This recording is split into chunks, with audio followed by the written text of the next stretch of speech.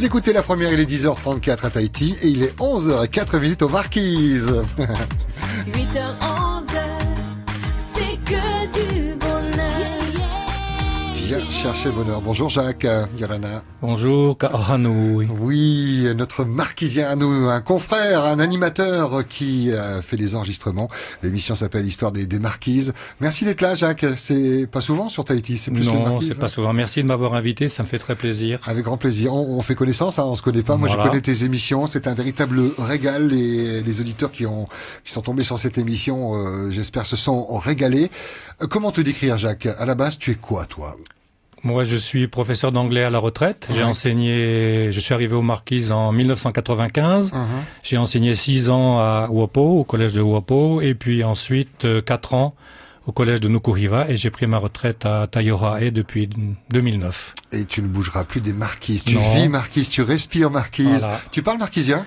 Oui, bien sûr, c'est ma première activité, ça a été d'apprendre la langue marquisienne en arrivant à Uopo. Et ensuite, là, j'ai ouvert un site internet il y a 2 ans sur la langue marquisienne, qui s'appelle teoenana.com, et une page Facebook pour faciliter les contacts avec les gens, quoi. Donc la première activité, c'est la langue marquisienne.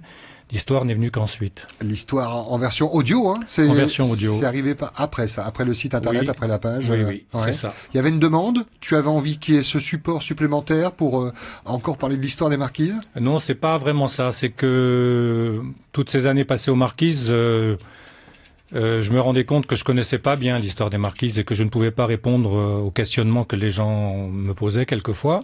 Et moi non plus, je pouvais pas répondre à ces questions, que j'ai décidé d'attaquer le sujet à fond. Et donc, je me suis plongé dans tous les livres d'histoire qui ont été écrits en anglais ou en français par des étrangers.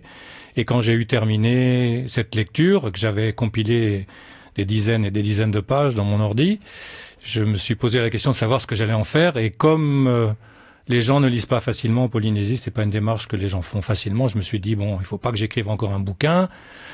J'ai essayé de faire autre chose. J'ai pensé aux émissions de radio, mais bien sûr, je n'y connaissais rien en montage ou quoi que ce soit. Donc, il a fallu que je demande des aides à droite, à gauche. Il y a eu en Marquise des interventions sur Radio Marquise? Ah oui, les émissions passent tous les jours sur Radio Marquise et sur l'autre radio, celle de l'Église catholique, qui s'appelle Te Okonui, et ça passe à différents horaires, mais les gens sont très friands. Ça passe 2 fois dans l'année, parce que ça fait 63 émissions, donc à peu près 3 mois. Donc en début d'année, en fin d'année.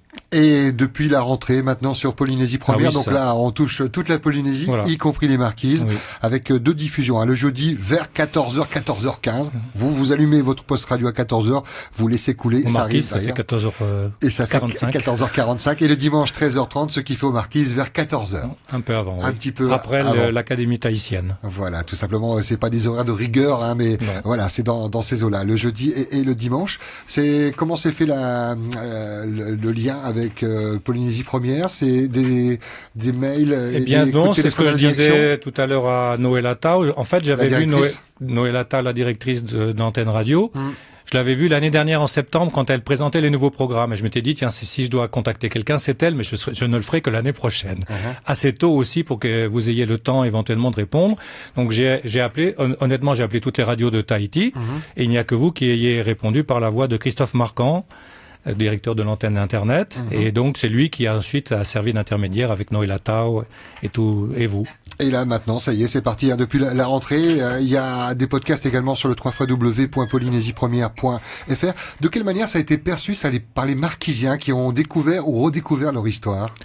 Eh bien, au départ, il y a eu un peu de distance parce que, voilà, moi, je suis pas marquisien de naissance, donc encore un étranger qui touche à notre histoire. Les gens sont toujours Mais un étranger qui parlait la langue, et ça, c'est quand même Oui. certain avantage. Oui, mais bon, on reste toujours un étranger. Complètement. Voilà, donc... et puis, petit à petit, les gens ont compris que ce que je faisais, c'était du vrai partage, quoi. Je le faisais pas pour moi.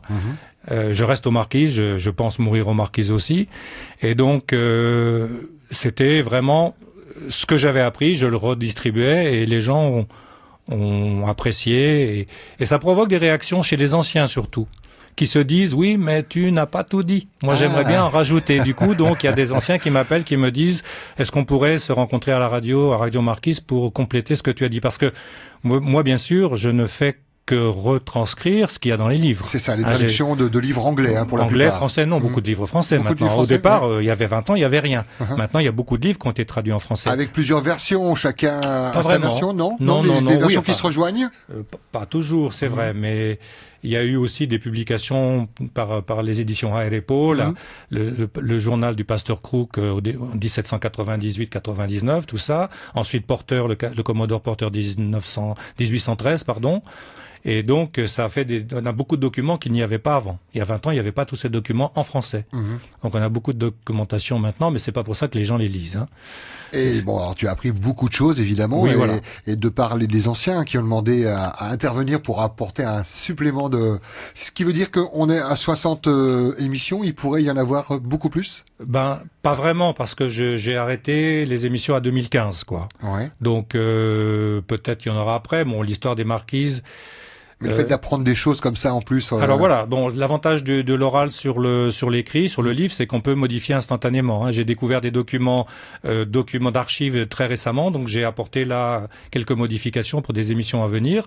Ça permet de les modifier instantanément presque, quoi, de mettre à jour, tu vois. Mais ce qu'il y a surtout, c'est que les anciens interviennent parce que c'est l'oral, tu vois, la tradition orale. Je le dis bien dans mes émissions. Moi, je suis pas marquisien, j'ai pas de grands-parents marquisiens pour me raconter les histoires que les gens se racontent dans les familles. Et cette histoire-là, elle diffère forcément de l'histoire des livres. D'abord parce qu'elle varie de famille en famille aussi. Il n'y a pas de rectitude tout le temps. Tandis que dans les bouquins, on arrive à trouver une certaine vérité historique.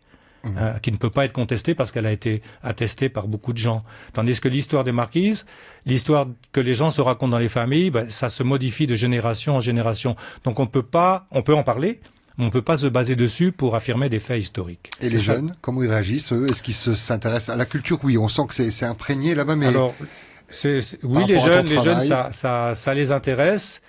Ils découvrent beaucoup de choses parce que faut dire que le fait de vivre à Nukuhiva, c'est quand même un gros avantage pour l'histoire aussi, parce que c'était le siège des autorités militaires et le siège des autorités épiscopales, et donc il y a beaucoup de documents sur les gens. En plus, si tu connais la baie de Taiohae, c'est un excellent mouillage, c'est le seul grand mouillage des îles Marquises, et donc les gens venaient forcément à Taiohae. Ils ne venaient quelquefois que là, une semaine, puis ils partaient ailleurs, quoi. Donc il y a beaucoup de documents sur Nukuhiva et sur Tahuata aussi. Après, sur les autres îles, c'est vrai qu'elles étaient moins fréquentées, donc on a moins de documents. C'est pas pour ça qu'il se passait rien, mais on a beaucoup moins de documents écrits sur les autres îles comme Uapo, ou Ahuka, ou Fatuhiva, ou bien quoi d'autre, il n'y en a pas d'autres, voilà. Hivaroa, c'est la plus grande du Sud, on a fait le tour. Je bois tes paroles, hein, je ne vais c'est pas gentil, dire... bon, voilà. Jacques Bello, donc mon invité pour encore quelques minutes, ça passe très très vite. L'histoire des marquises le jeudi et le dimanche. Le jeudi vers 14h et le dimanche vers 13h30. On va donner les horaires marquisiens, je crois que tu tiens. Le jeudi vers 14h45 et le dimanche vers 14h. Parmi l'actualité, on en parlait hors antenne, il y a la traduction d'un livre d'un anglais du XVIIIe siècle. C'est du travail. Oui, voilà, après avoir terminé les émissions... Toujours les marquises. Toujours les marquises, bien sûr. J'avais commandé sur Internet, c'est un bouquin qui est épuisé en librairie depuis longtemps, et j'ai commandé sur Internet donc ce livre qui s'appelle Le Journal marquisien d'Edward Robarts. C'est un Anglais qui est resté aux Marquises entre 1798 et 1806. Il est resté 1 an à Tahuata, 1 an à Hivaoa, à l'époque où il n'y avait pas d'autres blancs sur l'île. Ensuite 6 ans à Nukuhiva, et il a raconté sa vie dans un journal. Ce journal a été publié en anglais en 1974, et jamais en français, mais beaucoup d'auteurs y faisaient référence parce que c'est ce qu'il dit est vraiment intéressant. Est-ce que tu as appris les choses ayant déjà travaillé quand même sur les marquises? Oui, oui. Bah oui, parce que déjà à Nukuhiva, tout le monde connaît ce qu'on appelle le Paipai Pikivehine qui est sur le bord de mer. Eh bien, quand Robarts est arrivé à Nukuhiva, la mère du chef lui a laissé cet endroit pour qu'il y reste. Donc tous les jours, on peut passer devant cette maison où Robarts est resté au début de 1800 à peu près, quoi.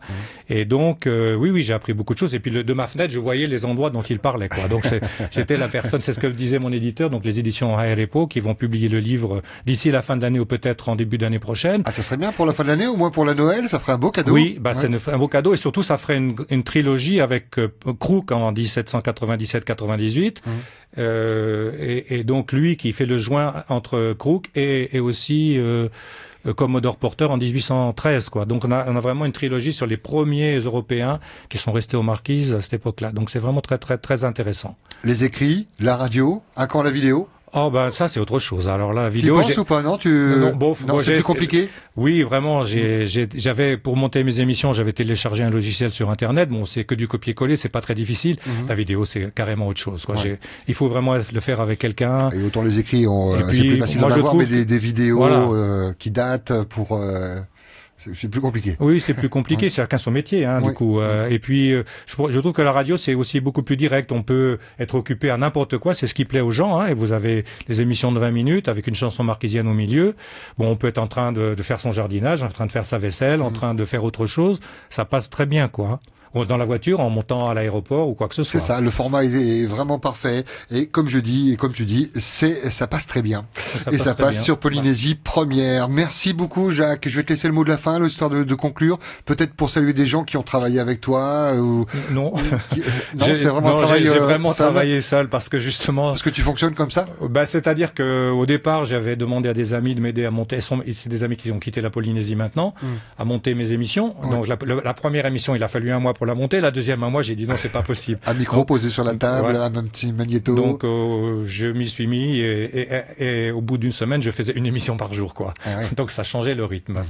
Donc j'ai juste dire bonjour ka ahanui tatou pautu, ka ahanui te tau e nana me te tau e nata. A oho te i tatou, koutau nui te hakako i a mai, a pai. Et on mange quoi à midi? Chèvre, lait de coco? Oui, pourquoi pas chèvre au lait de coco ou poulpe aussi, un poulpe grillé au lait de coco. Tu cuisines? Non, pas du tout. Pas du tout. Pas Non. du tout. Ah, par contre, on va se nourrir de tes émissions le jeudi et le dimanche, donc, sur Polynésie Première, l'histoire des Marquises par Jacques Pello. Merci beaucoup, Jacques. Merci à tous. Bon séjour.